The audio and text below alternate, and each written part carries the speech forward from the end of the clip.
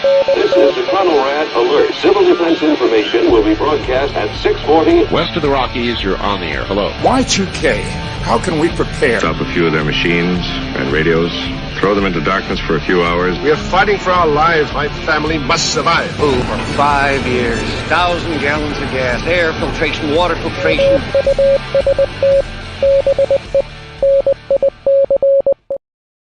Coming at you live from the frozen tundra that is East Central Alberta, Canada, broadcasting via the auditory and visual mediums to my fellow delinquents across the globe.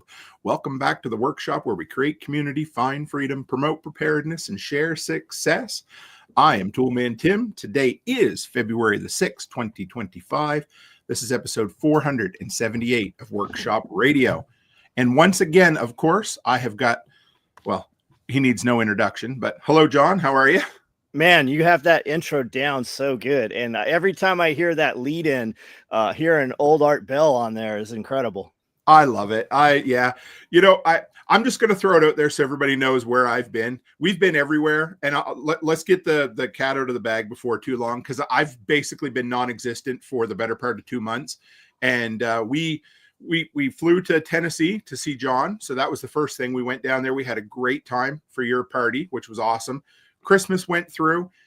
Joker Lee says, Tim, it's about time you came back. I'm going to fill everybody in now. I couldn't tell you before what we were doing and what the fuck happened, but I'm just going to get it out of the way. So we made an offer on our dream property, Becky and I, which was a great thing, but it threw our entire life into disarray. We started packing immediately. We made an offer. The offer was accepted. The closing date was supposed to be, let's see, January 15th, a day or two, one way or the other there.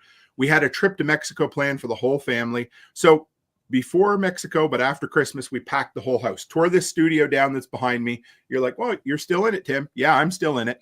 And everything was fine. The last day of our trip in Mexico, we get a phone call. The lady went plumb crazy that was going to sell us the house, kicked her husband out. They're getting a divorce. Anyway, it doesn't matter. She backed out. Totally illegal. Can't back out once she has and everybody's like, well, you could sue her. Yeah, we could spend months or years in limbo and sue her and maybe make our money back. So we licked our wounds for a few days. We put an offer in on another property, and I can fill you in more on that in about a month, guys. But so anyway, my entire workshop was completely full of merchandise, John. We bought $20,000 worth of furniture for the new house. I had nowhere to shoot out there. That was full. This studio was packed up, and I'm like, so anyway, we're back. I made a temporary studio back in my original studio until we know where everything is coming and going. But until then, here I am. So it's good to see you, brother.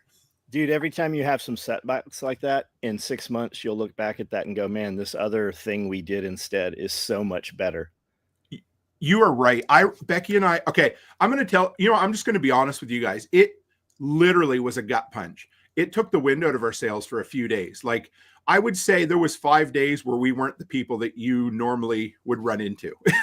It just, between that and some other business issues that we're dealing with a lawyer, it was like two things, bam, bam, right after our incredible trip.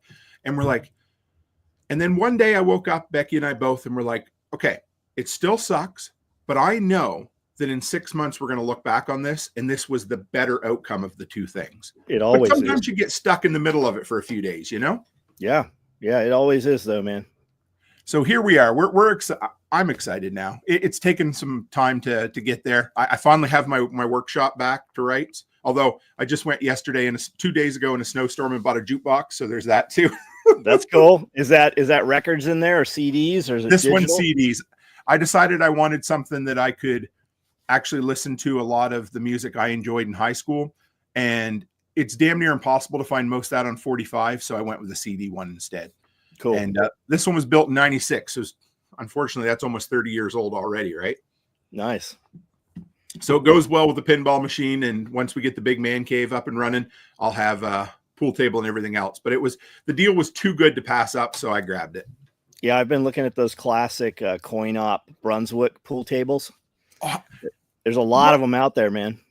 Well, that's what I want too, is a coin op one. The things weigh like you want 6 people to move them friggin' buggers, but I don't know if it's the nostalgia for it or what it is, but that's what I grew up playing on, was those coin-op machines. Yeah, I think we all did, man, playing in like pizza joints, and that's what we did as kids. You know, I talk about that all the time. I'll have 5 youngsters sitting out here on break, and I'm like, are you goofballs? Are you texting each other? Like, we used to have to get in a car, go to a place, meet some people in order to have a conversation. There was no other communication other than that.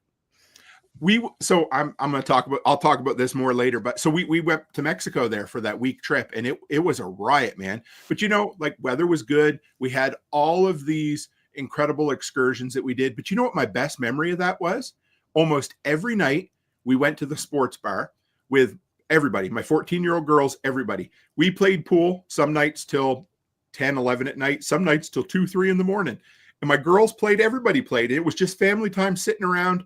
Very little of this. Almost everybody was just sitting there. Some nights we drink, some nights we didn't matter. But we sat there, we played pool, we busted each other's balls, we had fun. And I was like, oh, that's where it's at, man. That kind of stuff.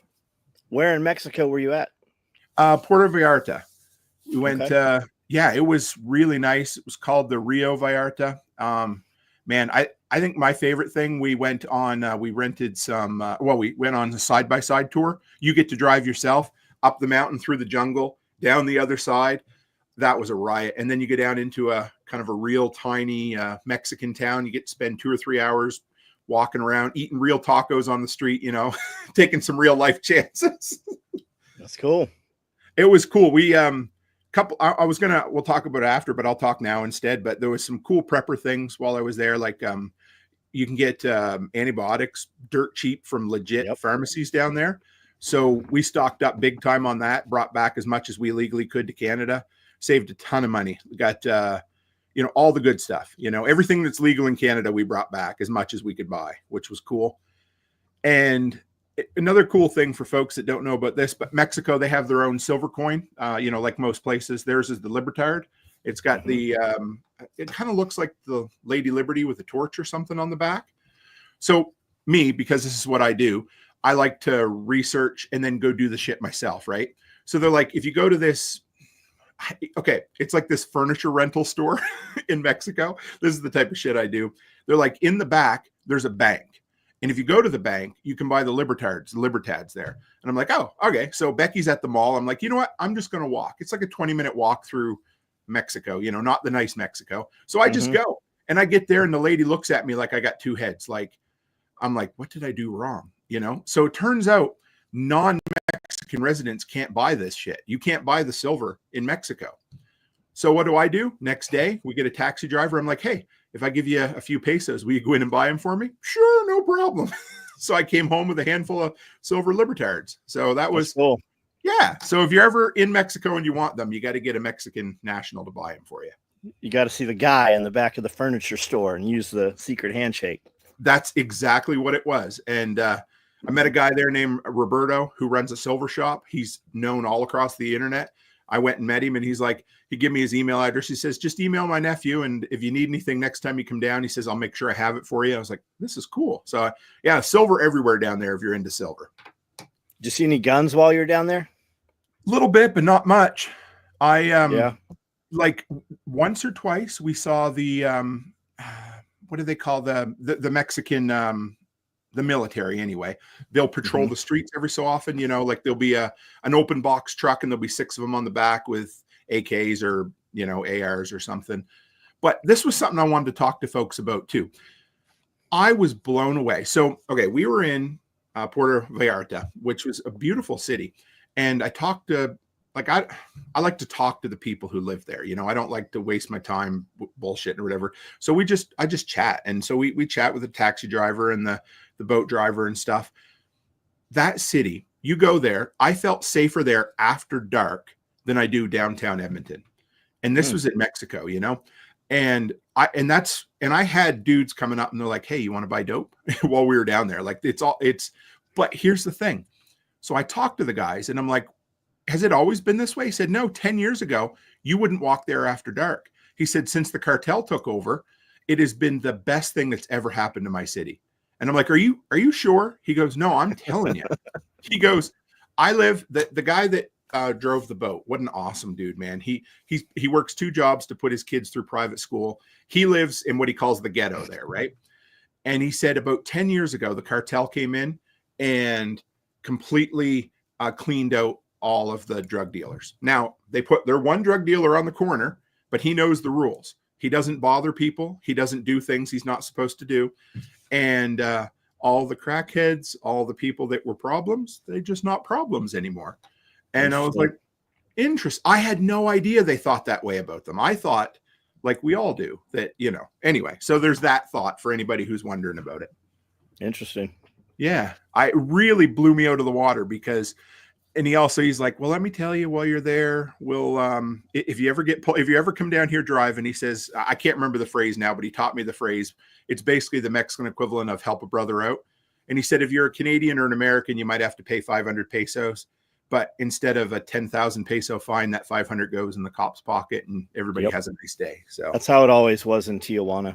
That's only been there once, but it was cool, guys. It was fun. Pippin said, do you drink the tap water? Actually, you can in Puerto Vallarta. They have some of the highest stringence of water tests. They have said last 7 years in a row, they've had perfect water, better than a lot of American cities, which surprised the hell out of me. So, and Canadian cities, not just shitting on America today, That's cool, man. So that was our fun. That was kind of my neat little experience, and I learned a lot while I was there, and it was cool. It sucked coming back, like I said, to what we had to deal with, but here we are. So what's up with you, John? What do you work, man? Everything's the same here. It's always the same. That's good though. Like, because business? It works, right? It's been that way for 35 years. You and Amanda do any excursions lately on the weekend? No, not fun? Yeah. I mean, we go out every weekend. When people are like, you guys work 7 days a week, we do, but we also go out and eat and go do something. Like every weekend we go and do something. When you're an entrepreneur, the work never stops. Whether know what I mean? Like we watched the hockey game last night and I'm busting Becky's balls for being on her phone. You know what I mean? But that's just part of it, right? We sit down and you might be doing something else, but work is always there. You can't get away from it as much as I don't think I'd want to. You know what I mean? We always do the same stuff. We just do it in a different setting, right? We might go see a movie like twice a year, but we don't go and sit down and do movies. We go out to eat all the time. And both of us, I mean, she's answering people's questions on text. I'm doing social media. We're still having a conversation together. That's the same thing when we're driving anywhere. We go out on the weekends and we drive an hour to 90 minutes, 2 hours every weekend, wherever we're going. That gives me 2 hours of time to make social media posts and interact and answer questions and such. So there's always work to be done. You and I like to talk. So what do? We turn it into a live stream so we have an excuse to talk, right? I mean, right. And I give people a hassle all the time. They're like, well, I don't have time for this. I'm like, sure you do. You've watched, 10 Netflix shows and you've been on the internet every night. Well, I have an excuse for it, right? I can monetize mine in some manner. And that's what I tell them. I've got a kid inside's like, I want to sharpen knives. I'm like, that's cool. You have picked a job that can only make a finite amount of money. How many knives can you sharpen in a day? And what will they pay you for that? And he's like, I need more work. I said, yeah, you need to figure out how to do targeted marketing on Meta, which is Instagram and Facebook. And the answer to all those questions is on YouTube. And once you do that, you can target market to people within 50 miles or 100. You could just target to females with a median income of 100,000 or more that only drive white Mercedes. That's how finite it gets. And I said, what you will find is when you go into other businesses and you have ran promos for these companies, you can go, look, I got this many interactions. Let's set up a cookie for this code. All I'm asking for no prepayment. I just want 10% of the sales that come through this. And I said, now you can duplicate that 10 times a day for different companies. And now you are making thousands of dollars instead of trying to make $100 in each day. And then once that's up, that works every minute of every day. And you can scale that because business owners are busy running a business or trying to run a business. And if you can connect them with money and connect them with people walking in their business, they will give you part of that money or pay, big companies will pay you for that. 100%. I was talking to a buddy the other day, and the cool thing about entrepreneurs is almost all entrepreneurs that I have met are willing to give you knowledge or help you out in a way. And not even because they'll make money. No, I mean, we all want to make money. Don't get me wrong, but I was talking to a buddy the other day, and he was talking about a guy down in the States who does fancy bathroom rentals, like when Walmart has their, they're shut down for renovations and they bring in those, so turns out recently in Alberta, they've passed a law that job sites over, I'd be making up the number if I remember, but it was something like 8 or 10 people. Those now require upgraded bathroom facilities, not just your standard porta-johns, right? So just so happens that I chatted with a guy who knows a guy who has a business in the States. Maybe nothing will come of it, but my first thought was, how can I connect him to somebody up here so he can make money off of that? Yeah. We go to big fields where they have these big 100-mile yard sales and such, and there's porta potties out there. And what these companies do is they drop those porta potties off for the vendors. Each vendor can rent their own porta potty for this field, and this field might be, hundreds of acres. But we do see the fancy porta potties that they're very nice inside for a porta potty. We see them at the big event venues where they have like the Nashville flea market and stuff like that. You'll see them in there, and they're heated and air conditioned, and somebody's making money on those things for sure. And I mean, I'm not going to lie. They beat the shit out of sitting in a hot porta potty after, 75 people have been in them a minute before you. You know what I mean? Yeah. Like, they're great. So if you can figure out a way to make money off it, man, all the power to you. Yeah, we bring in a larger handicap porta potty. We've got sinks here, porta potties. I think we bring in 10 or so. Like it's I think we pay close to $2,000 every time we do an event just for a dude that drops those things. And they're relatively clean. I mean, they start very, very clean. And our clientele, our people that come to our venues it's not a rock concert or something. So they're not trashed. No, we went to a live comedy show 2 or 3 years ago. Do you know Bill Burr? You ever heard of Bill Burr? Mm-hmm. Yeah. So we went to him, and we paid for the VIP ticket so we could sit up close and kind of you get drink service at the table and stuff. Well, the one thing they didn't do was had enough porta potties. So there was, I don't know, maybe 30 porta potties, and there was 1,500 people who had access to those toilets. And I want to tell you, things got squirrely there really quick. I saw a couple of people get in fights over the fact that somebody tried to cut in line. And I'm like, come on, man, it's just a damn porta potty, But anyway, it's crazy what kind of business that is. Like the money. Yeah. It's good. Yeah, it's good money. If you do that or, pump septic tanks, or if you're the septic tank dude, man, like people will pay you 24 hours a day when they have an emergency. Like when we called it, we had a party going on. I think we had 600 people here, and the septic started backing up. And I said, I'll give you $1,000 just to show up here tonight, in addition to whatever you're going to charge. And he did. He drove in from Jackson. We already had the excavator. We'd uncapped it, and people, they'll pay, man. I'm like, I will pay you in $100 bills. I'm not going to haggle with you. Whatever your cost is, I'll give you an additional $1,000 to be here in the next 2 hours. Dude, that is something that people can scale. And I don't mean that. Like, I'm not saying that everybody has $1,000 that they, can do that with. They'll come up with $1,000 when you need that dude in an emergency.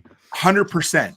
But things like tipping people or things like having cash on hand, like, if you want to go buy something, telling somebody you have cash and you can be there in a half an hour or an hour to go pick it up, you're going to get it. And you're probably going to get a deal on it because everybody else is going to beat around the bush. I always, with any of my, my guys, my plumber guys and things like that, I always make sure they get paid immediately. I usually give them a little extra on the side. I always take them stuff at Christmas time. Now, if you don't have a ton of money right now, making your plumber cookies and taking them to them, home baked cookies, not some $5 box of chocolates from Walmart, but home baked cookies that cost you $3 to make and an hour to bake, that will go further to getting somebody out to your place. And I don't mean to do that as to twist their arm or anything. It's just how the world works. You give them value, they're going to show up. When I call my local guy at 7:00 at night, it's -40, the wind's blowing, and he has no help. Guess what? He says, Tim, if you'll come and help me, we'll get it done. We'll do it for you. He wasn't coming for anybody else, but donuts, coffee, that kind of stuff goes a long way, man. Added value. Oh, that'll get you there. Yep.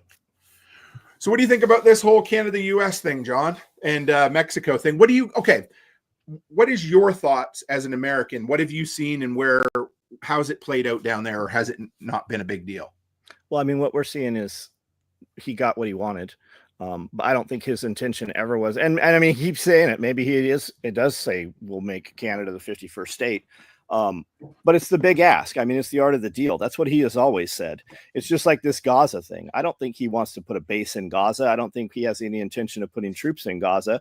He said that in front of Netanyahu on TV where everybody could see it.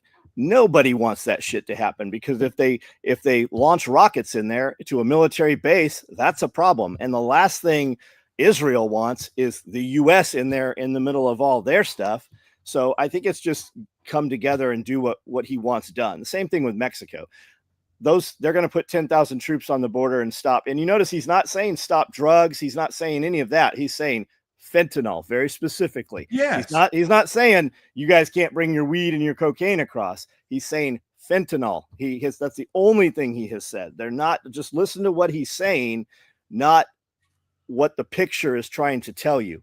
And Sheinbaum, the president of Mexico, by the way, they killed 48 other fucking candidates before they got to her. They killed 48 people that were supposed to be in position to be president, and she is now installed as president. That's the cartels that did that shit. They got together and said, this is the one we will deal with.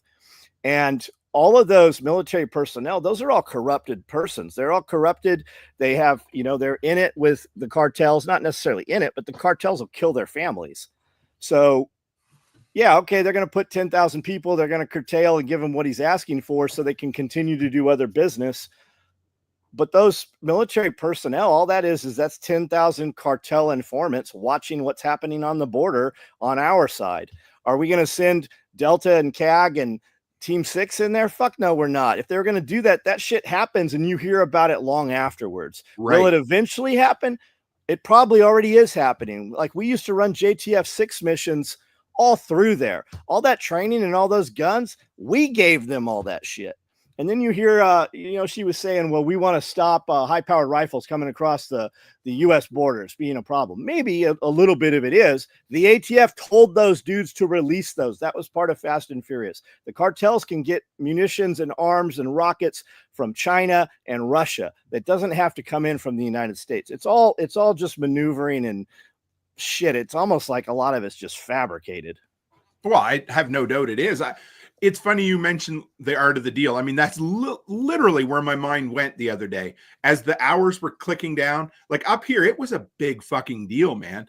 Like, people were, well, anyway, our entire country is so far left of center. It's disgusting to begin with, but it's, people, the hate for Trump to begin with was awful. And I'm sitting back saying, this is what he's doing. He is ready to just, put the pressure up, make big claims, and get exactly what he wants. And he's the dude who wrote the book on exactly what's happening now. And everybody and their dog was virtue signaling online. Well, here's how we buy Canadian. How do we do that? And Doug Ford there. Do you remember Rob Ford, the Canadian mayor who got caught doing crack all those years ago? Do you remember that story? No, that sounds like all of ours. They got him on video. Okay, I don't want to speak ill of the guy. He passed away since, but it was a huge deal all those years ago. They caught him doing crack while he was the mayor on video. And so anyway, his brother Rob Ford's a much better stand-up guy who's been pretty good. Like, he's, maybe right of center, maybe he has some libertarian leanings, but he got all bent out of shape over this, and he canceled $100 million contract with Elon for Starlink to give internet to rural Ontario. Cancels it. Yeah. And then like 6 hours later, nothing comes of it. And now he doesn't have rural internet for Ontario. It's like, yeah. And what's your other option? Right. I mean, there's nothing better than that. Who has satellites up there? Right.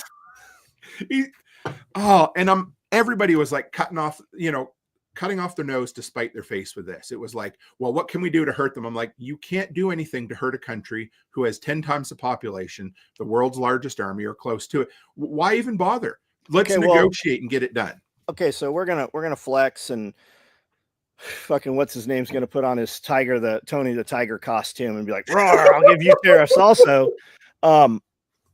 Doesn't your guys' oil for the very top there, your guys' oil comes into the United States and then back up. Like almost all of it.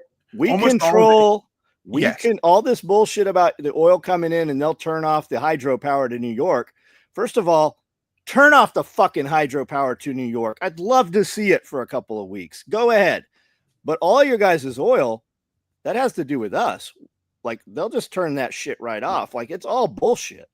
What nobody gets is how fucking interconnected our system is. They're like, well, let's cut this off. Well, guess what? You cut this off and it ruins everything. It's like a damn house of cards, you know? It is said that the United States supports Canada with $200 billion a year. Right. The United States infuses and that's not just doing business. That's grants and funding and all kinds of other shit. We should be the same country. I mean, I know people in Canada, but Canada's like California. You guys get all these crazy ass voters in this high concentration population, but it's 10% of the landmass. Mm-hmm. If you look at where all the crazy shit coming out of California is, it's less than 5% of the landmass of California. The rest of California doesn't want to be part of California. 100%. I mean, you want to see fuck Trudeau flags? Just drive 20 minutes outside of the city. Yeah, that's the whole Kamala Harris bullshit. They were paying people to go out and place flags. Like, you saw Trump flags for 4 years. You saw Trump flags. You saw Kamala Harris flags intermittently interspersed because they came up and they said, can we put this here? How are you voting? They had this comment, and then they paid people to go out and place those flags. So as a Canadian, watching my fellow Canadians get all bent out of shape over this, I don't think most Canadians realize that we need America way more than America needs the US. Right. Who protects your northern border?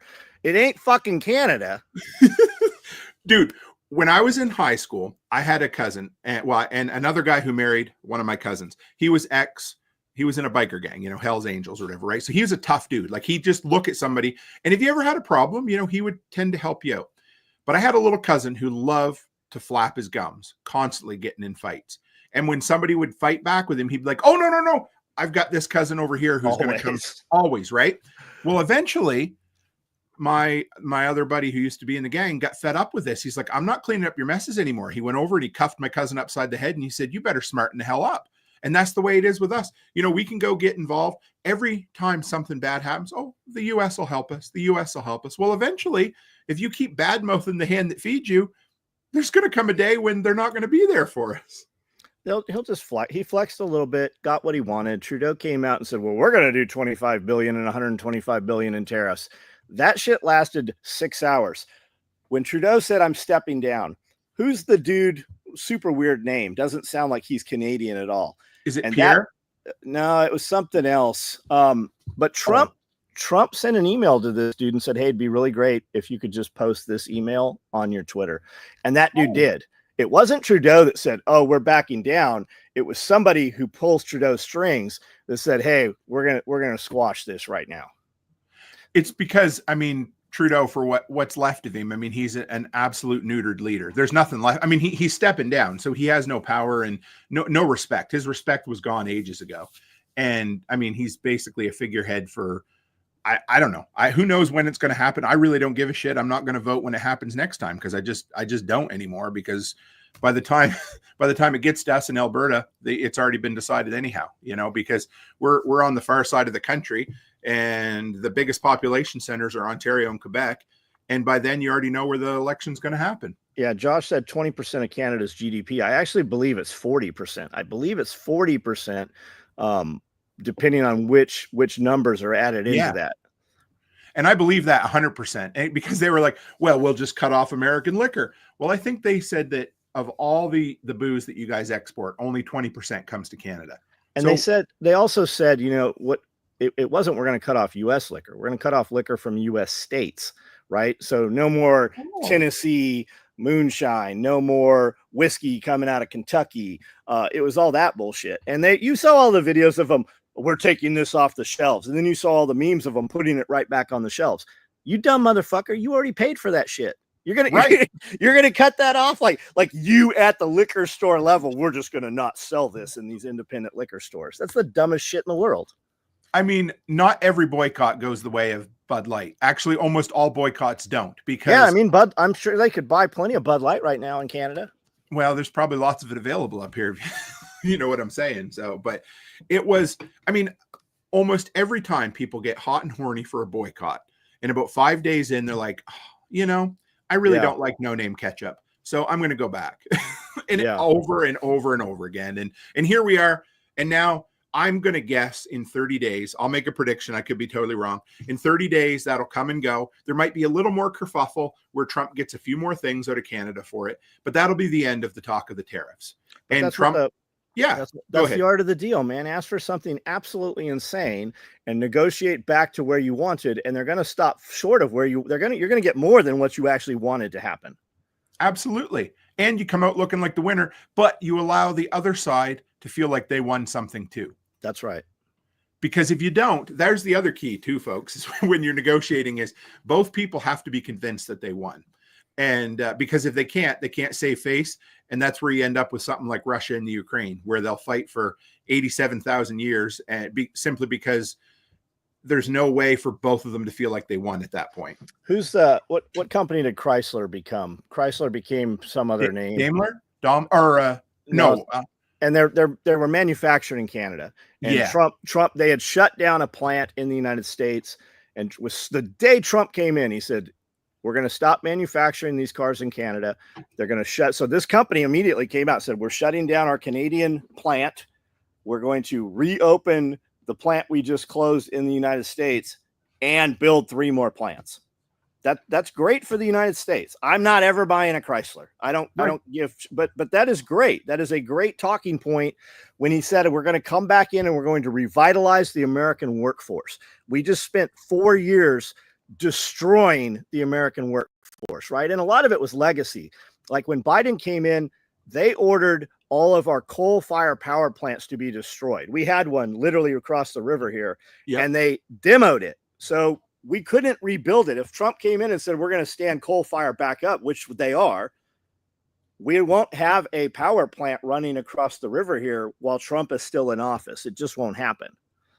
And what'll happen, my guess, wherever things go in 4 years, if a Republican doesn't get back in, because that kind of thing to rebuild, just say power plant, I can't even imagine the amount of hoops they have to jump through to build a power plant in this day and age. But it will be long beyond Trump's term.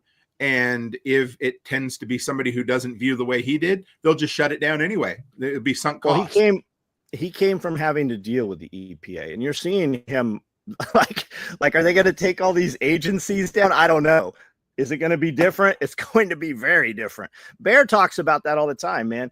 Bear Independent. He said, we were out doing this job, putting in these windmills or something, and there was some migration route for the fiddler crab, right? So all these fiddler crabs run across, and he has to go like 30 minutes out of the way or just run and build a road right through this sand stuff. So they build this road.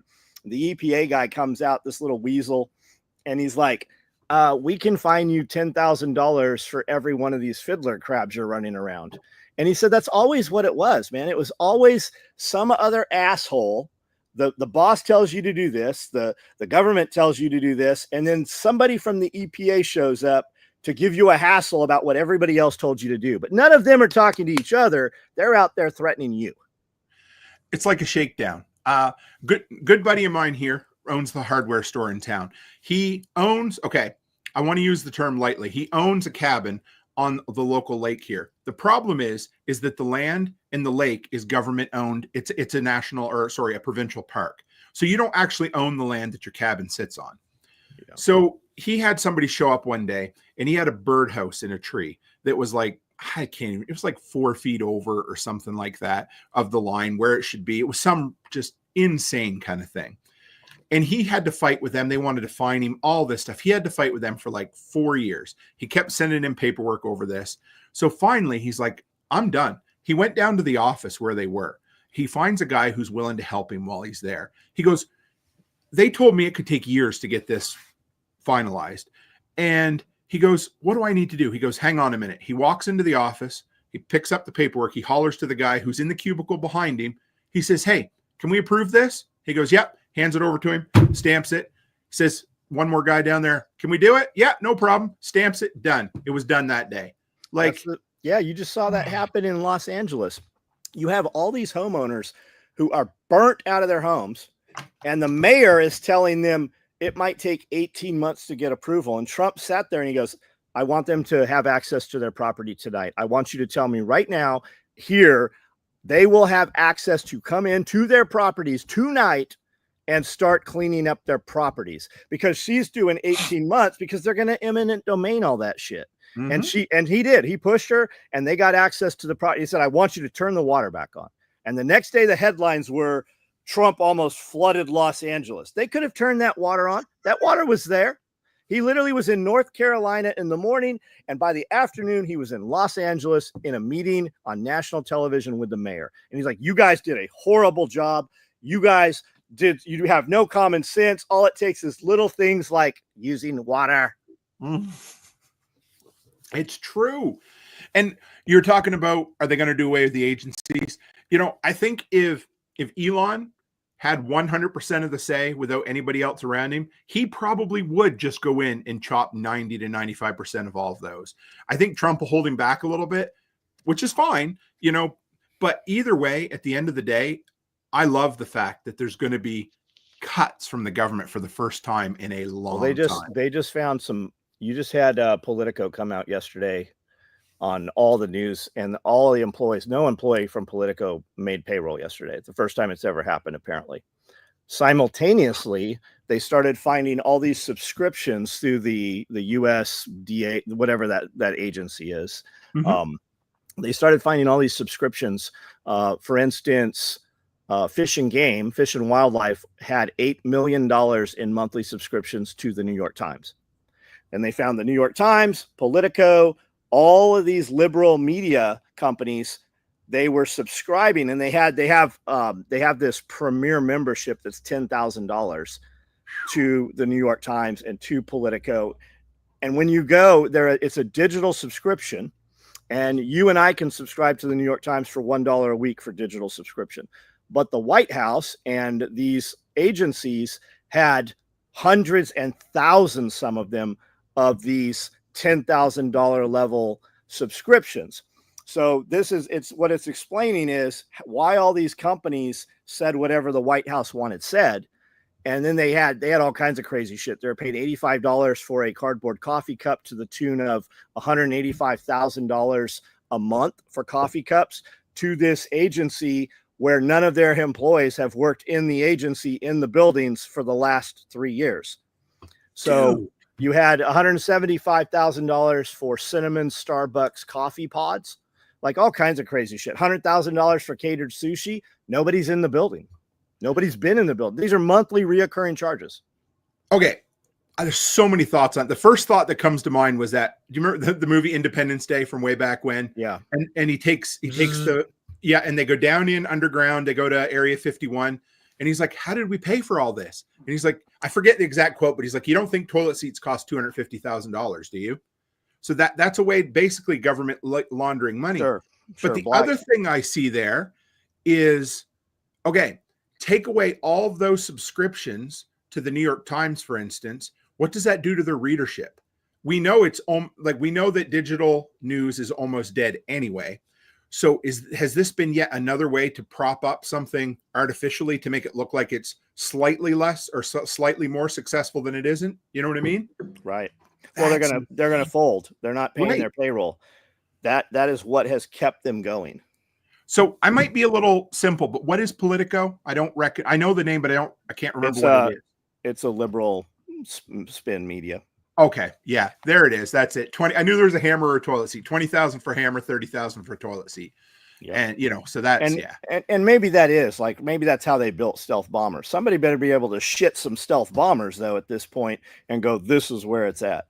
I mean, they say this whole thing is I can't remember what U.S. aid, but they don't do any aid, and it's all CIA money, and it's it's basically what China does with Belt and Road initiatives. If we're not spending this money, China will come in and have influence in these countries. But they just found one yesterday that came to light that was $75 million for transgender children comic books in Iran or somewhere, some Muslim area. There was a ton of this shit. And it keeps, Elon Musk is having live meetings on X, and that's where this is all coming from. He's actually tweeting it out, and they are losing their shit.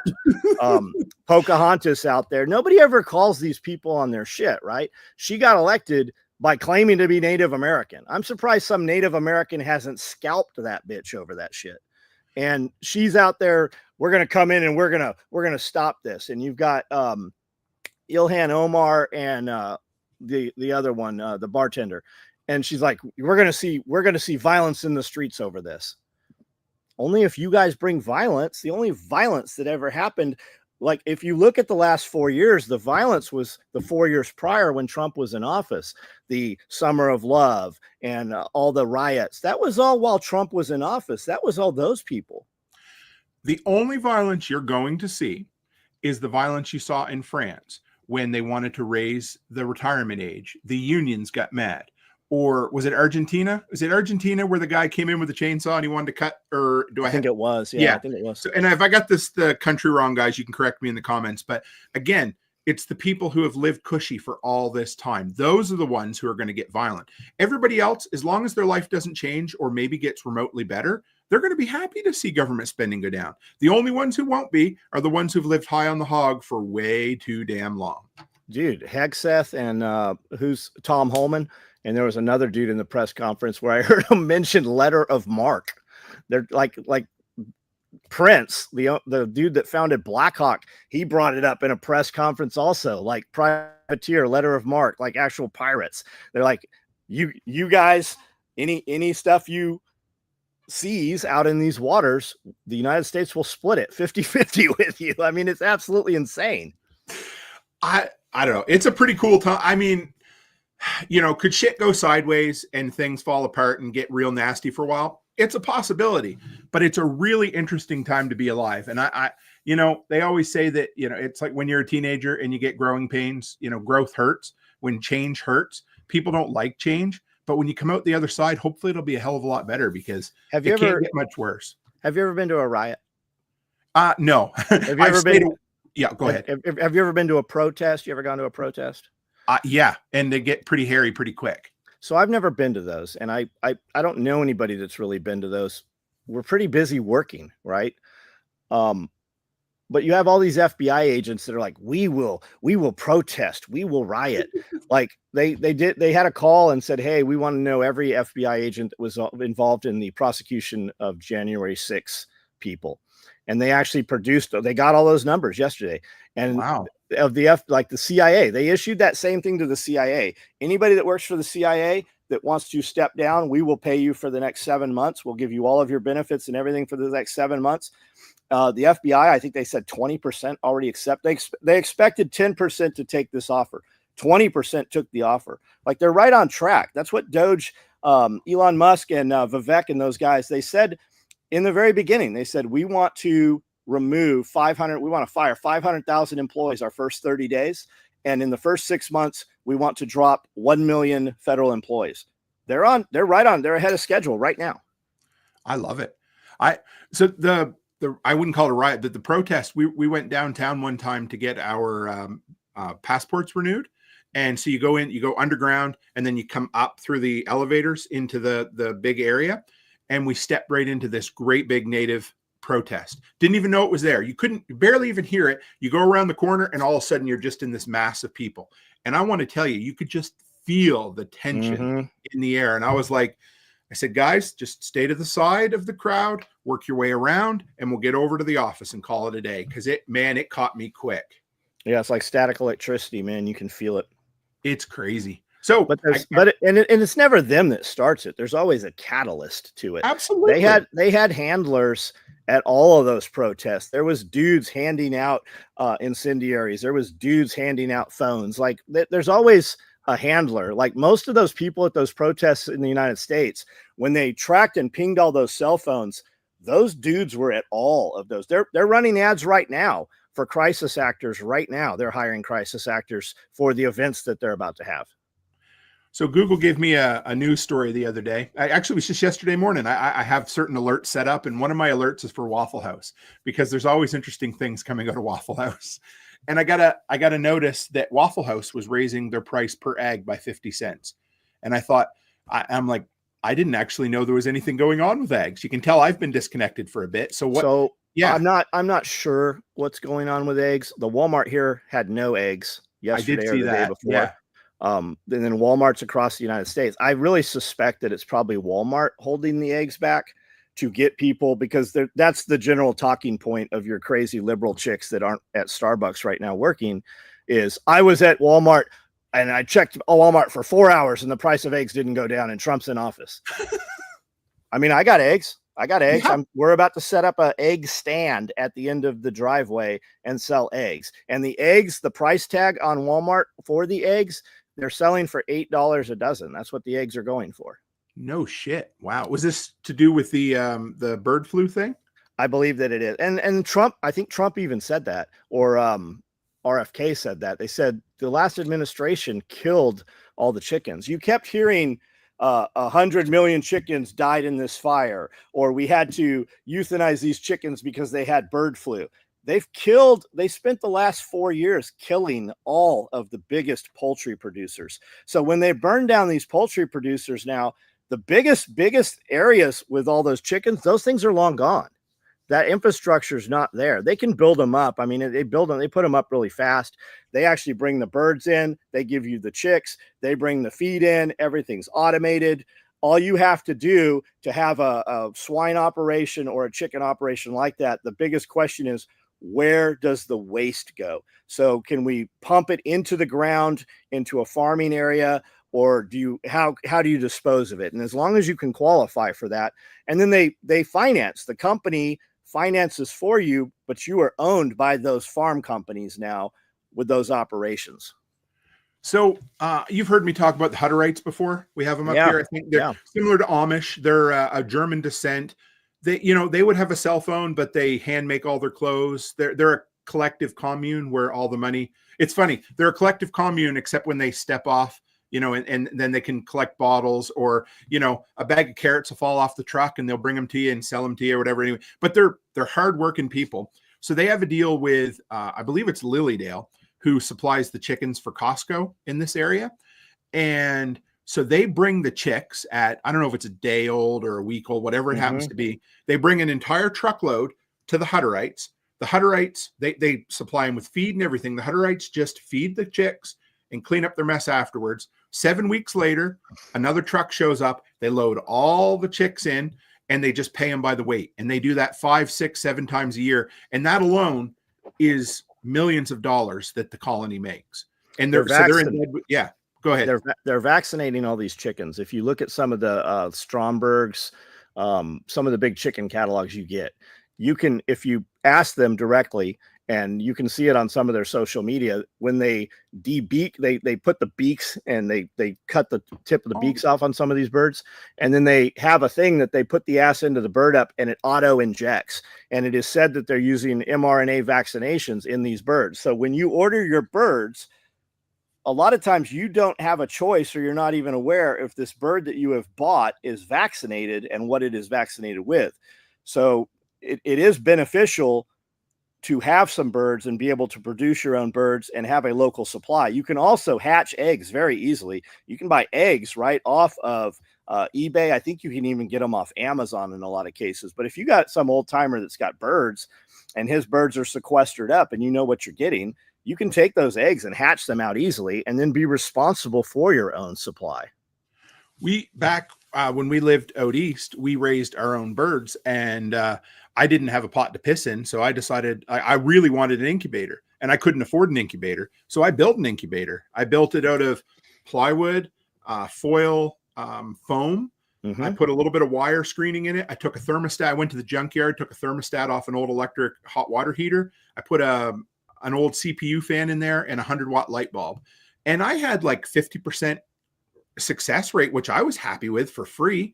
So yeah, it's not that difficult. I mean, there's a learning curve, and it might not be for everybody, but also find somebody locally. My brother-in-law, his dad has a shit ton of chickens. And I bought, I don't know how many it was, 50 or 60 dozen eggs from him when he had a surplus, and I freeze dried them all. Yeah. So it don't take long to find out. Now, this is the time, you remember during COVID, remember how everybody went to the local suppliers, and so they taxed them. So right now it's going to be harder to find a local supplier. So you should be making those connections a long time before this shit happens. But yeah, if you haven't, go find somebody. We haven't been lately, but we were freeze drying 100 eggs a week. And then we cook the eggs. Amanda would cook them first with the thought that if we're using freeze dried eggs, we're going to want to conserve the natural gas or the propane that we have on hand. Yes. So, and then I like to put them, she likes to put them in 1 gallon. We have these gummy bear bags, these 1 pound gummy bear bags. I love those. With the stand up, right? I like those because I can put them in these cardboard boxes that we're already throwing away. And once they're in there, I can put them in the opposite direction also. So I end up getting, I think I get like 35 of these 1 pound bags in these things. But I mean, we're producing so many eggs right now. My employees haven't bought eggs in the last 3 or 4 years. Like who wants eggs? I have a dozen packs of eggs by the time clock every morning, like 6 dozen of them. And then I have so many eggs right now. Jeff's taking 72 eggs home every week to freeze dry himself also. That's something, what a little tip that I never thought to mention to anybody, but I switched to those, I guess, would you call them pleated bottoms or whatever they are? That's what I'm talking about. Yeah, dude, that was a game changer. I know it sounds so stupid, but I can set my bags up. I can fill them while they sit. And then, like you said, they go this way in the tough tote. So you can go one up, one down, one up, one down, and you fit a ton more that way. You sure do. You don't, because that's when you start storing bulk food like that, your biggest thing is space, right? So we use all these wire rackings like from Costco and Sam's Club and such. And even if they're filled up with boxes, there's a lot of air. So how do we remove the air? And that's a very solid answer, is that. Now, rodents are always a problem. And a lot of people will be like, I don't have rodents. You will eventually have rodents, especially when the time comes where you're using this stuff. You can buy a number 10 canner. You're going to spend about $1,600. The cans come 144 cans on a pallet, and you can hand crank or get an electric one, just like the Mormon canneries use. You can can number 10 cans yourself. Yeah, there's some cost. Get yourself and a couple families in it together or whatever. But once you have that, man, rodents are never eating through those metal cans. You ever have? Didn't you buy an old canner, or am I crazy? Did you get one at an antique mall or something? Or no, Jaeger had one. Okay, James had one. Because I've looked at them. Years ago they were cost prohibitive. Now, I mean, I would gladly get one now, but I never thought about that because, I mean, what do you think about those heavy duty rubber or the plastic tough totes? Are they? I think they're great, man. I would have told you up until last week. I'd have said, man, I have these Rubbermaid brute force trash cans. They make a 35 and a 55 and a 75, and I keep all of my animal feed in these gray rubber trash cans, and I stage them everywhere I need to feed animals. I have those cans with the feed. So if I have 6 different chicken pens, and there's 3 of those cans at each chicken pen in the run, and I've got black oil sunflower, I've got scratch, and I've got protein layer feed. So there's 3 of those cans. I've had those cans on the property for 10 years. I have never had a rodent get through them until last week. The one that I keep dog food in, which I've never moved. It's just been stationary there the entire time. I saw some daylight when I looked down in there, and they had finally chewed through that. So all I did is I took some, I've got some mineral feed that I use for the sheep. Mm-hmm. I put the minerals in the one with the hole, and I put the dog food in the can that had no hole. So, I mean, I'll go for another couple of years. So you figure you got a couple of years before they gnawed through that, eh? Dude, I'll bet that sucker was there for 6-7 years before they got through it. Now, what the effort was and when they decided to chew through it, I don't know. But as long as you look and watch for it, and I have dogs up there, and that we keep that can is inside of an enclosed rabbit area. It's 30 by 20 feet. So I can't have cats up there. The dogs chase the cats off. If you had a cat there, that never would have happened. That's actually a great idea. I like that. Something I'm in the process of implementing at the daycare. I've actually spent hours working on a spreadsheet recently, is a bulk food program for the daycare. I've been talking about it for a while, and I've got everything over here. So what's kind of cool, we order, do you guys have Instacart down there? Or I guess it'd be like, okay. Yeah. We for the last year, we've ordered all our groceries through Instacart. They pick it up, they drop it off to you. And so the cool side of that is I have an entire year's worth of history of what the women have ordered, what we've used, how much we've used of it. So I've now gone through and I've got crackers, canned goods, pasta, all the baking, everything. So I got a whole spreadsheet there. And now I'm going to work out a bulk storage area for them. So they'll have like 50 pounds of flour, 50 pounds of this. So the idea is that I can make one trip to the city. I can buy everything at the lowest price because I now have an app that I'm using to track. Well, I'm starting to implement that. And then I only have to deliver to them once a month. So the only stuff we'll have to have ordered for them on a weekly basis will be fresh produce and a little bit of dairy. Yeah. And I'm pretty excited about it. And, so anybody has any suggestions about organization, all that sort of thing, because that's what we're going to do. We've got the room in the expanded area that we're going to do a dry goods and then a cleaning goods storage area. Yep. We're going to have it locked down and videoed just so, because that kind of stuff becomes a temptation and you don't want that to happen. But the idea is to have about 3 months of supply on hand all the time. I can stock them up from us, and then once a month I can bring in the bulk stuff.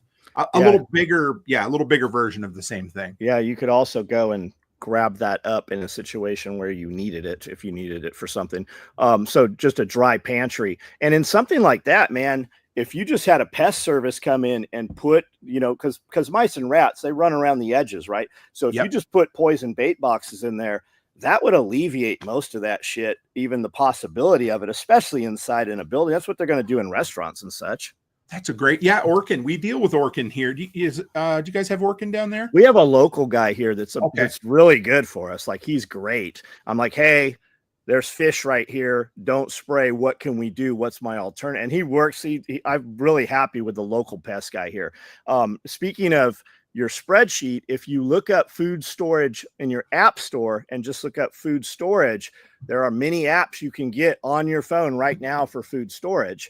Emergency Essentials, I used to buy a lot of stuff from those dudes, beprepared.com, and they had a food calculator on there, and I think it's still there. You just have to really dig to find it, but it'll tell you your calories and your age and how many calories, what age difference between male and female, and what vitamins and such. But I heard Glenn Tate talking about it from what's his I can't remember his podcast. I know. I can see the logo, but we all know Glenn Tate. So yeah. Prepping 2.0. Yes, there we are. Yep. But I heard him talk about it, and I had just looked on my phone. Hell, this was 6, 7, 8 years ago.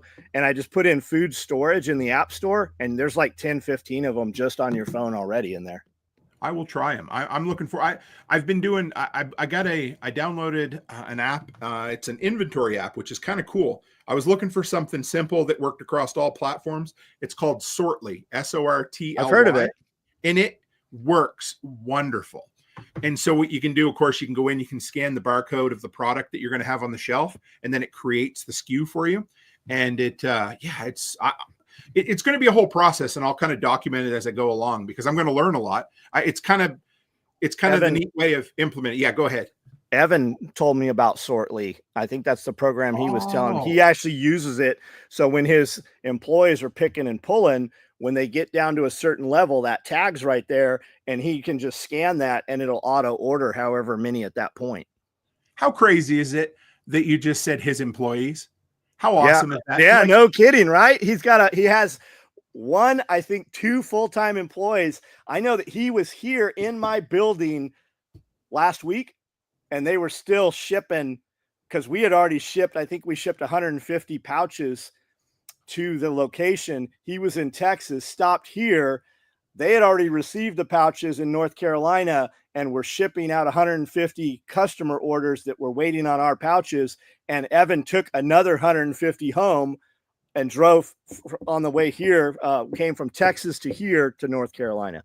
Yeah, he has 2. And not only that, I don't think a lot of people know, I believe he has a historic building that him and Ridge Runner Blades share.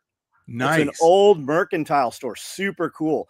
They have the next door that is now being there, like feverishly building out the second part that they're about to take over the building. Dude, that, like, I'm just so proud of him. I love when people apply themselves to something. The other day, I get this. It was something he posted, and it had, you know, Wrangler Star, whole bunch of big name dudes. He had you in there. He had me I in know. there. Yeah. I was sitting there, and I'm like, I'm watching it, and I start giggling like a little schoolgirl. And Charlotte's like, "What are you laughing at?" I said, "Charlotte, I got to show you this." I said, "Wrangler Star and Black Rifle Coffee guys in there," and I'm like. And then there's little old Tim, and I'm like, what the hell? That's awesome. Yeah, man. Yeah. He stood here at Self-Reliance Festival, the second or third one. We were in the gear area, and Justin comes in from Ohio to run sales. And we have another dude, man, I don't know why I can't think of his name. I've known him he worked at my shop in Oceanside. He was one of my first employees. He comes in from Knoxville. David comes in from Knoxville, and they run sales. And Evan was sitting there, and people kept on the bottom shelf. I have a bin with like 20 radios, and dudes just kept like uncovering shit and picking. They're like, how much for this? They're like, that's not for sale, man. You got that out of John's area there. And Evan said, I have seen 50 dudes come in and go, how much for this? He goes, I think I'm going to buy a bunch of radios and then program them and start selling them. I go, that's an awesome idea. I go, you won't do it. I go, if 1,000 dudes tell me that they're going to start something, only out of 1,000, only 100 of them have an idea that might work. And out of those guys, less than 10 of them even do it. And he did it. He did it, man. And he has done it huge. And he has brought me into some stuff that has been huge for us, like amazing for us. He's got me involved with people that we never would have had access to. Isn't that cool? I don't know. If people not everybody might not know. I don't know if they all know Evan's story, but I mean, if you want an illustration of what success can be, if you have an idea and you just put the work in, that's all it takes, man, is put the work in and have a good idea. You can have a shitty idea and you can be like a washing machine and work really hard and not show a lot for it. But I mean, dude, I love it. I love it. And that should be an absolute thing that gets everybody excited because the dude is on fire.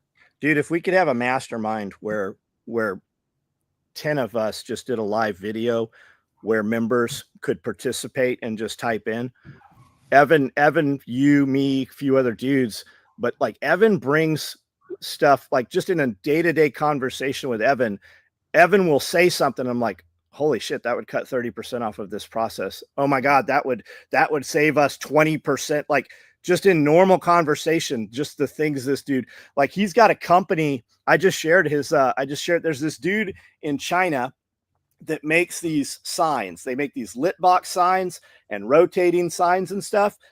So he made a Radio Made Easy one, and it rotates as a display for like Blade Show and SHOT Show and stuff.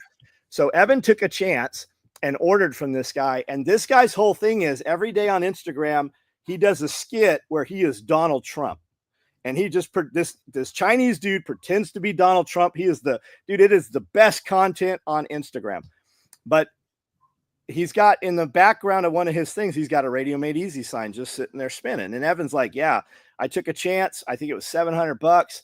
I had it. He talked to me like 10, 15 times, built it, shipped it to me straight from China. I had it in like under a week. He's like, that is the best $700 I have ever spent. And like just those conversations with Evan talking to that dude. And now that dude shares Evan's stuff. That dude interacts on my stuff. And I'm just sitting here like, man, this dude is like the best content creator for business on Instagram. And now I have access to that dude. Now we actually chat back and forth. That's crazy. I love it. I do. If anybody else has any questions, throw them out here. Cause I probably got another 15, 20 minutes, John. If you're good, you still good? I'm good. However long you want to go, buddy. Okay. Sounds good. Did you ever see, this one came across my eyes the other day. You ever heard of the dead internet theory? Yeah. It was something I had been feeling for a long time, but couldn't put the words to it. And then I started reading about it and I thought, man, that is scary as shit. And it's true. And I think that's what maybe turned me a little sour to a lot of things on the internet as of late, is that hollow, is that the word? Or there's no I don't want to say soul. This is going to sound really deep, and I don't mean it to. But if anybody hasn't seen the dead internet theory, it's basically that 80 to 90% of the internet is bots interacting with bots and curated. What are your thoughts on that, John? Well, I mean, we know, and keep in mind too, when people say bots, they assume that it's just a computer doing this stuff. We see video of bot farms in other countries, and you'll have just a content creator standing in front of 400 cell phones. And you saw it happen a lot on X before Elon Musk bought X. And maybe it's still, I'm sure it still happens from the other side even, but you would immediately say something. And I mean, you can see it happen on some of my videos where I'll post up, this is the 4-mag war bag, great for active shooter, holds 24 mags. And all of a sudden I'll get all of my videos will have, 100 comments, but this one will have 900 comments, and it all happened within an hour. And most of them are negative comments. That's where that's coming from. We used to do it when somebody would talk shit about me or my company on the internet. I had private groups on Facebook, and I'm like, hey, this guy wants some attention. Go Facebook fight with him. And we would drive, we had a group with 2,000 people, and we would drive 2,000 people to these comments, and it would boost Facebook's algorithm. And at the same time, I would run a discount code. So anytime we would do that, it was always good for 5 or 10 grand that night in sales because of elevated traffic. While you'd have a couple of dudes saying negative shit, you had 400 dudes that would be like, I don't know what you're talking about. Here's a picture of this piece of gear I got. I don't know what you're talking about. I just got 2 orders from SOE last week, and they show the equipment. And my theory is that for every one person commenting, there is 1,000 eyeballs watching that never comment. And we see it happen still. Amanda will go, oh, somebody's talking about shotgun rigs over the weekend. I go, why? She goes, we just sold 23 shotgun rigs back to back to back to back to back. And when I go, hey, I noticed, I thank you for being your first time customer. What made you buy this shotgun rig? And I'll send that email to all these guys. And they're like, oh, this dude was talking shit over here. So there's all, whether we call it a bot farm or dead internet. Yeah, there's probably something to it. It's interesting because this morning I was reading the news and they were talking about not a power shortage, but a huge increase in power usage over the last few years. And they said 2 of the biggest ones are servers or like storage facilities, like for data. And because we forget that the cloud is a real place with physical boxes that, and then the other is AI, of course. And how much of all of that is fueling, how much of that could be eliminated, I guess, if a lot of this bot shit was gone. So keep in mind, everybody listening to this, and I would assume that most of this audience is aware, everything you have ever typed or said, every photo you've sent, every time your wife has sent you a picture you don't want to go anywhere, there is a record of that somewhere, and that is housed in data centers. And the government owns most of those large data centers. There is so much data center and so much, and Bitcoin mining now, and so much, in fact, that Microsoft, Bill Gates, they just stood back up. You've heard of 3 Mile Island, right? I did hear about that. The biggest accident that we almost had in the United States with nuclear energy. So we had to shut 3 Mile Island down because of it. They're standing it up right now. They got like a 20-year contract to power Microsoft data centers. You hear about all these farms getting their water rerouted and shut off and all these attacks on farmers. Every place those are happening, you have these huge power corridors. Some of these corridors where they're pushing people off of their property to run power lines have 100-mile swath, literally 100-mile cut through the United States. 10 miles, 5-mile setbacks.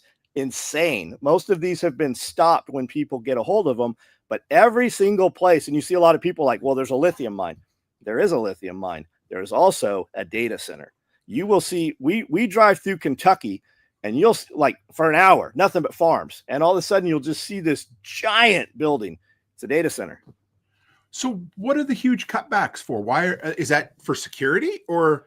I believe it's because they want to use it, be able to add more, and just to keep people away from it so that you don't know or can't see what's going on. And once you're off of that property, you're not going to talk about it. Look at when they eminent domained, when they built Kentucky Lake, right? The Tennessee River. Yeah. The biggest man-made body of water in the world at the time. Still, I believe it's the biggest man-made body in the United States.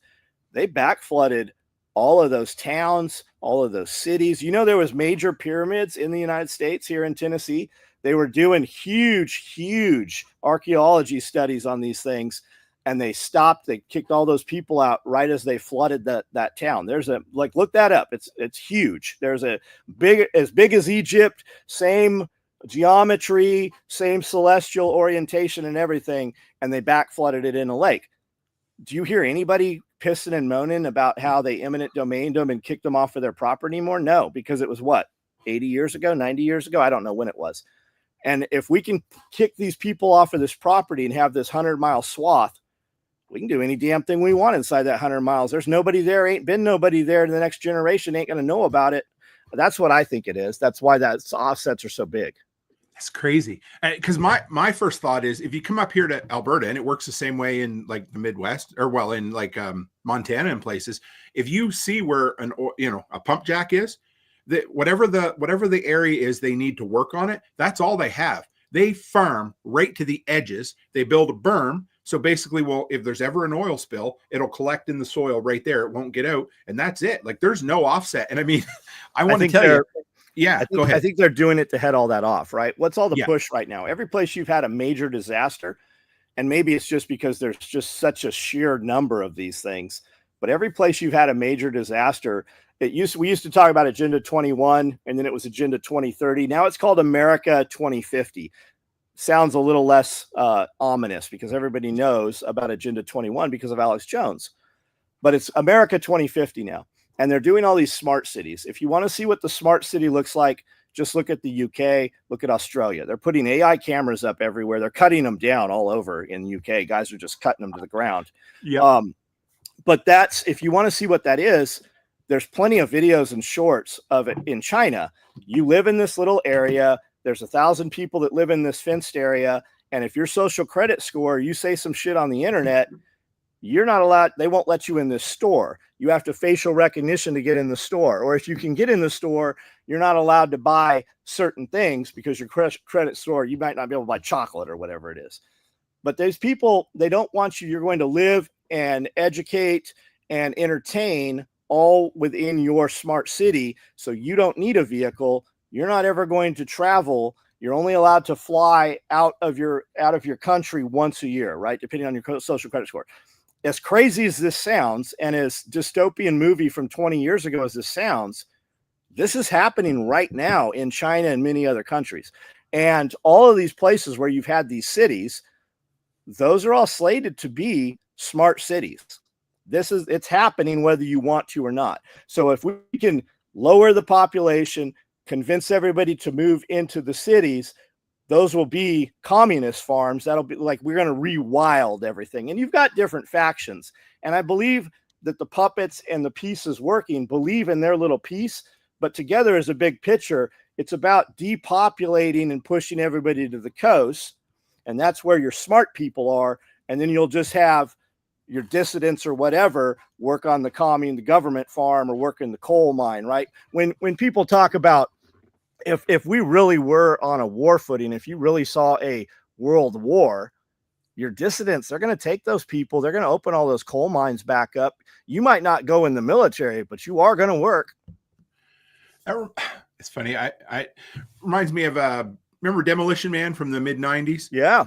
And it was Dennis Leary. Remember the asshole guy? And They all lived underground, and they were talking about it all the time. Do you? Okay. Taco Bell? Yeah. Except in Europe, they made it Pizza Hut. You ever hear that? Yeah. It was like, but yeah, it's crazy.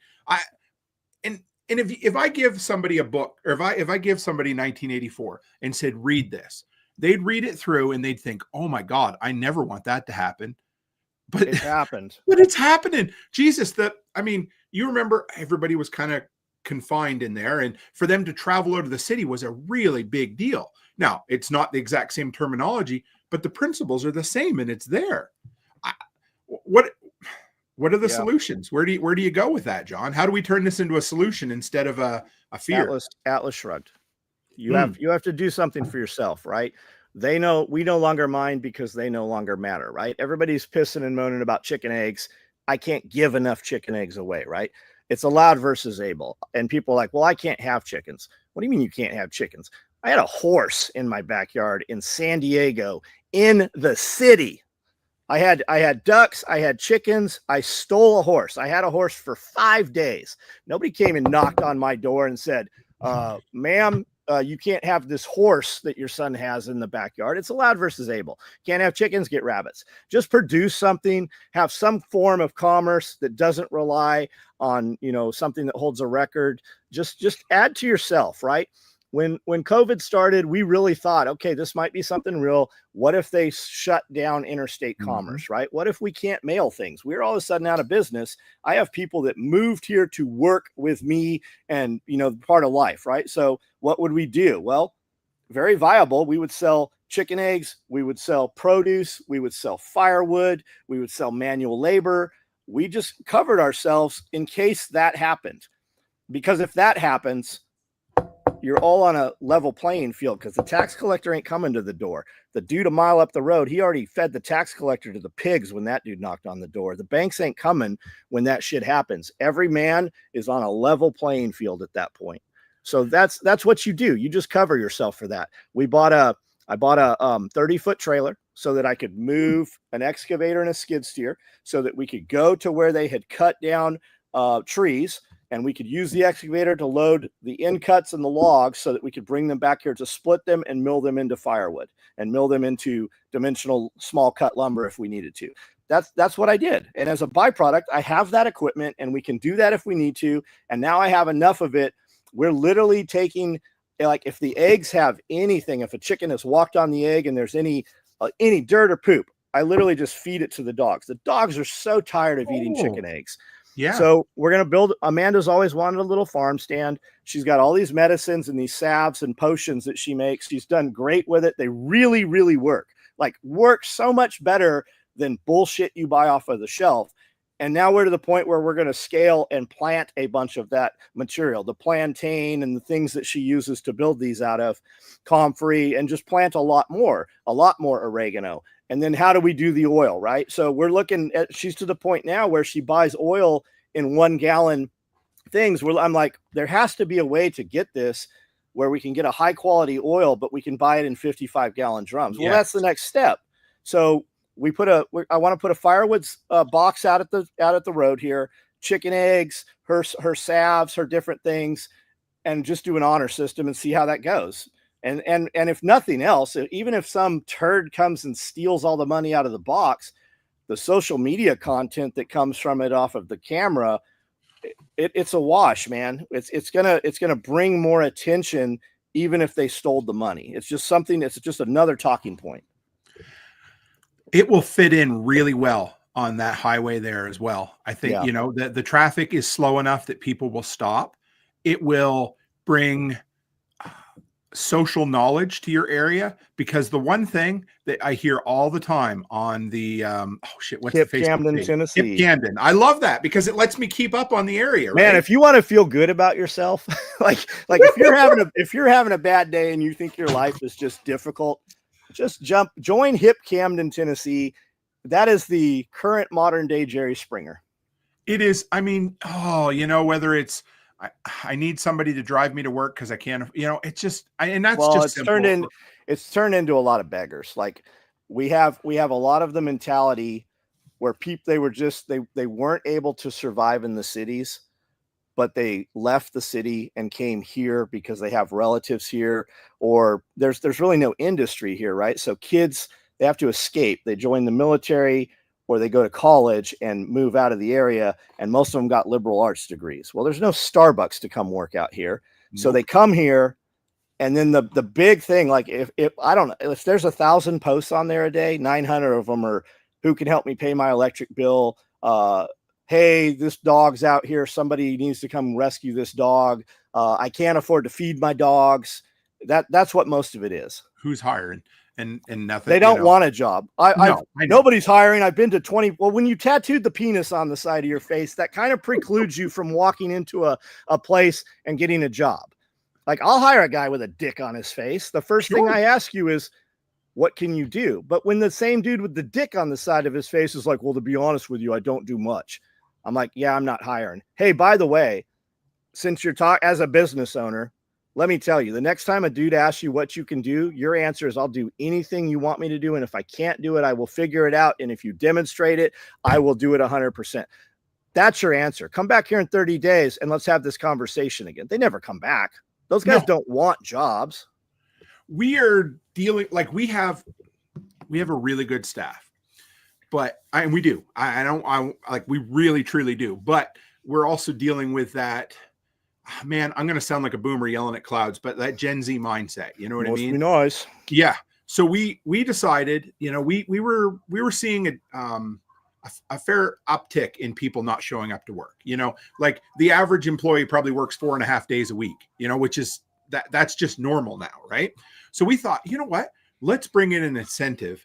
Let's do a gift card draw every month for anybody who makes it to work every day of the month without missing a day. We'll put their name in the draw and draw it. Well, they didn't like that idea because they felt pressured to show up to work. So they said that the federal employees, they said that only 11% of federal employees show up and work a 40-hour work week. 90% of federal employees in the United States are work from.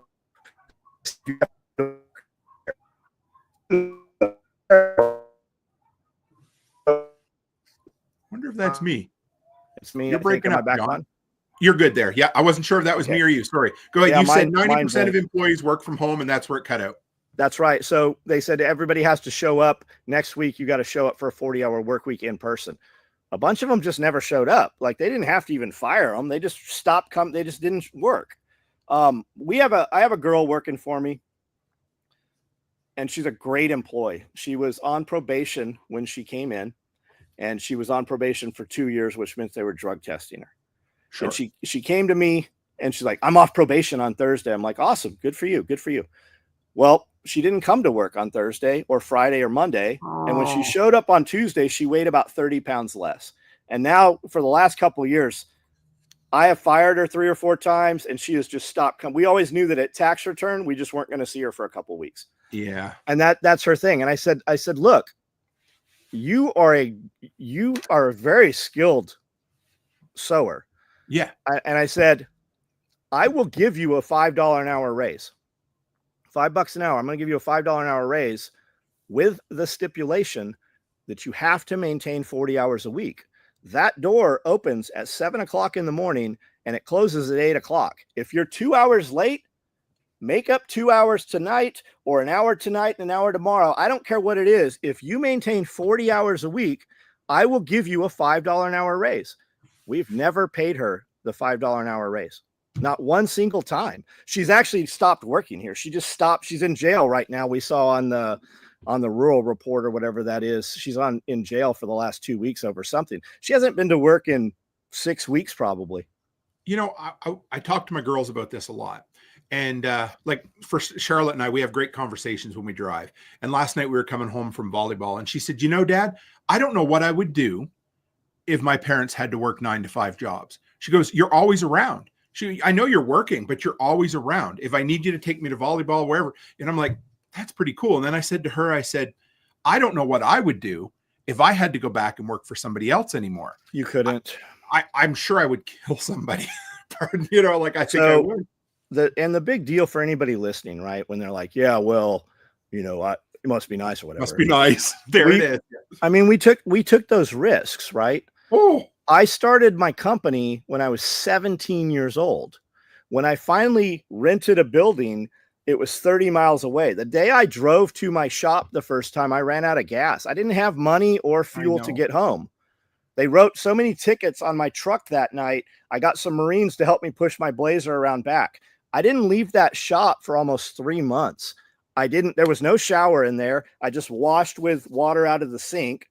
And I ate MREs that I traded Marines. I lived in that building with no bed, no mattress, nothing for 90 days, camped in there. Those are like, whatever, like everybody can do that. They say Gen Z or whatever. I don't even know what age group that is, but we have sold these kids on balance, right? We've programmed these kids with words we never heard until they said them. Right. You know, you need a balance in your life. No, you don't. When you're not supposed to like, they're like, I can't get a job that pays all my bills and blah, blah, blah. I can't make a living. You're not fucking supposed to. At 25 years of age, you need a 40-hour job, and the 40-hour job covers your bills and your responsibilities. And then you have a part-time job working another 20 or 30 hours, and that gives you your play money or your investment money or whatever that is. And if you're really smart, you do both of those and something else, and you start working for yourself and developing something of your own. That's what that takes. These kids that are like 25 years old are like, I'll never buy a house. Or we do a video and they're like, man, you have all the nice stuff. I'm 52 years old. Dudes see my gym all the time. They're like, man, that's a really nice gym. I'm like, yeah, you know how I bought it? I bought one piece of equipment every 6 months for 10 years. Yeah. How about that bar you got upstairs? I bet you bought it one bottle at a time, didn't you, over time? You don't even drink it. And I never even drank alcohol until maybe 10 years ago. The whole thing with the alcohol is I started buying, the first stuff I bought was effing vodka, because 50 Cent was invested in effing vodka, and I wanted to do some collaboration with Curtis Jackson, with 50 Cent. That's why I started buying effing vodka. And I had a friend, Jody, and the owner of his company owned Patron, and Jody brought me 15 bottles. Every time he would come, he would bring me some bottle of tequila that was like $5,000. I never drank that shit. I took photos and tagged John Paul with those photos, and that's how we were able to maneuver. I never even drank alcohol. I have that bar upstairs because my dear friend Justin Souders and I, we were at a place called Saint Anejo in the Gulch, and we ended up becoming friends with the corporate chef that runs all those restaurants there, Andrew Whitney. And I'd walked into Virago, and he goes, hey, man, I follow all your this huge plate of sushi comes out. And I'm like, hey, we didn't order this. He's like, no, it's compliments of the chef. I'm like, okay, thank you. Can I meet the chef? Why? He came out and he's like, hey, man, I just like those knife posts you make. I really like Microtech knives, and I follow your content. Well, that turned into we go to this other restaurant, Saint Anejo, and upstairs in the back, they have supposedly the world's largest tequila library. And I'm like, I got to see what this looks like. I don't even drink tequila. And we go upstairs, and I'm like, is this all the tequila? He's like, yes, we have one of every bottle of tequila. I'm like, I think I can beat this. Right. I really think I can beat this. So I just started buying when we would go places. I would buy every bottle of tequila that I liked the way it looked. And over time, people saw that. And we have a client that would come to all our parties, and he works for an alcohol distribution company. So he would bring me stuff, and he's like, hey, this is really special. There's only 100 bottles of this. You can't get this. So I just started having this stuff, and it just turned into, when I make those posts, people I don't even know communicate with me. And a lot of dudes, it's just like when we can only sell so much gun stuff, like SEALs, right? We sell gear to all the SEALs. We built gear for all the SEAL teams. There's only 1,000 SEALs at any given time in the world, right? So how do we market our stuff to other people? So we take the same thing that we make the tool bag, which is a badass range bag. We market it to carry tools to Jeep guys and to Toyota guys, and we just show them the same stuff. Every dude that owns a Jeep or a Tacoma or any big truck like that, they all own a gun. They might not be gun guys, but they all own a gun. How can I get them? That's the stepping stone to bring them into the industry. And then I can talk to them and be like, you need a class from TAC Response. You should come to one of our events and so we can populate and cross promote all the companies. And that's how that was the tequila thing. So it drives my son-in-law crazy, not crazy. He just laughs about it, but it does not matter where we go. I find someone to talk to. Yes. Does not matter. There is no stranger for Tim. 100%. And everybody has a cool fucking story. And guess what? 99% of the time, I just add them to my story bank, and I have another story to tell. But every so often, I make a connection that blows me out of the water. You know, you go to a diner and you talk to the guy and you find out the story about the local diner, and then you talk to the lady who launched the diner during COVID, and then that gives you just a little bit more motivation for some. But I don't care. Something that's free, folks, is talk your ass off to anybody. And when I say talk, I really mean listen. because what you do is you ask somebody a question about what they're interested in and let them get the fuck out of the way and let them talk. Yep. And you will find the most interesting people, and you'll probably make money out of it too when you're all done. Yeah, it's everywhere you go, man. And like you were saying earlier about like service and stuff and building relationships. When we go someplace and we have a really good server, I'm like, do you have a business card? Will you be our server every time we come here? When you have that phone number, there is when the reservations aren't available, there's always a reservation available for the right people. And that's just that thing, man. When Andrew said, man, I really like this knife, we got some knives shipped from Microtech to him at the restaurant. Now they send him to Ohio or somewhere to go to butcher school for like 6 months. And now he runs the program breeding Wagyu cows in Franklin for the owners of the restaurant, right? So now they have a farm to fork thing that we get invited to. And who's at the farm to fork thing? Rich dudes. What do rich dudes have? They all have guns. What do you do? Income. What do you do? I have a sling that should be on every rifle you have. And it's not that much work either. That's the crazy thing. It's like not. what you just talked about, for instance, like, say you go to the Country and Western, right, in Camden, and you find somebody there that is your server, and you tip them a little bit, and you have a civil conversation. Honestly, that's only 10% more work than what you normally do. And that used to be called being a sensible human being. And it's crazy how rewarding that can be by just doing what you could already do anyhow. Just smile at people, man. You would be amazed at how, like, you have no idea what contact that person has had before that. And just smiling at them, how that could change the entire direction of their life that day. I won't lie. I have days where I'm walking around somewhere. Like last night, for instance, I was, we stopped into a Wendy's and there was a dude there, and I just stepped out of his way instead of like smiling and saying hello. And that kicked me in the nuts after I did that for some stupid reason. Because Charlotte said to me after, she goes, "That guy looked kind of sad, Dad." And I'm like, anyway, so almost all, it doesn't mean you're perfect at it, but just like Hood Billy Homestead said, Tim and his wife are great. They made me feel very comfortable at SRF.